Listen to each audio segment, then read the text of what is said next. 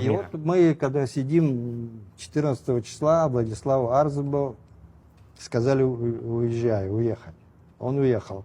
Когда Владислав уезжал, я ему сказал: слушай, давай встретимся в Афоне, там сделаем какой-то штаб сопротивления, там есть пещера в случае бомбежки, туда-сюда. Ну как-то да, и разошлись, он уехал. Я вернулся и в зале сижу заседания, и мне Валерий Кварча, он говорит, ну он знал, что я занимаюсь, он тоже в политсовете Айдгора был, в президиуме. И говорит, что ты сидишь, давай иди, занимайся своим делом. Я говорю, ну как я сейчас уйду, как это будет воспринято? Давай, уходи. Я ушел, вышел. Вот я вот не помню, флаги я забрал, или каким образом этот флаг потом оказался в Гудовутах. То ли я его забрал, то ли потом они привезли его, что ли. Это все 14 августа. Это 14 августа. Я приезжаю в Афон, спрашиваю, Владислава нету. Приезжаю в Гудауты. В Гудауты по нашему плану должны были уже напасть на Гудаутскую базу и захватить вооружение и прочее.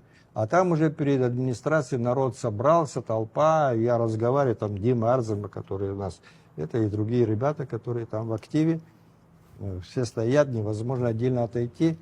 Я говорю, почему не сделали? Но они не знают ситуацию все-таки. Они говорят, Владислав, что говорит?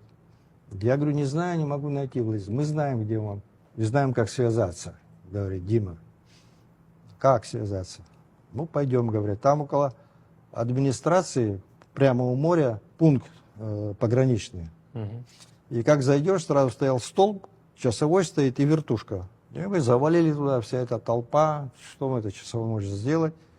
Набирают, связываемся с Владиславом, он находится в Эшере, на этой части, которая в Эшерах стояла, лаборатория она называлась, сейсмическая. И я говорю, вот мы можем взять. Он говорит, ну давайте, если можете, давайте делать. И как только услышали, что мы, хотя у нас были подготовлены на такой случай машины, которые должны были организовывать. Какой организовать? И как? Рванулись, кто что схватил. Я им кричу, возвращайтесь сюда.